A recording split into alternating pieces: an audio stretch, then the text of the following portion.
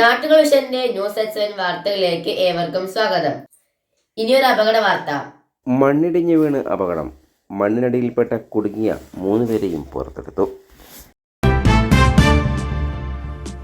എടപ്പാൾ കുറ്റിപ്പുറമ്പാതയിലെ മാണൂർ നടക്കാവിൽ ഭാരതീയ വിദ്യാഭവന താഴെ മണ്ണെടുക്കുമ്പോൾ മണ്ണിടിഞ്ഞു വീണ് 3 പേർ മണ്ണിനടിയിൽ കുടുങ്ങി. തുടർന്ന് നടത്തിയ തിരച്ചിലിൽ 2 പേരെയും ഉടനെ തന്നെ പരിക്കുകളില്ലാതെ രക്ഷപ്പെടുത്തി. മണ്ണടിയിൽപ്പെട്ട 3ാമത്തെ ആളെയും ഫയർഫോഴ്സും നാട്ടുകാരും ചേർന്ന് രക്ഷപ്പെടുത്തി. തുടർന്ന് എടപ്പാൾ ആശുപത്രിയിൽ പ്രവേശിപ്പിച്ചു.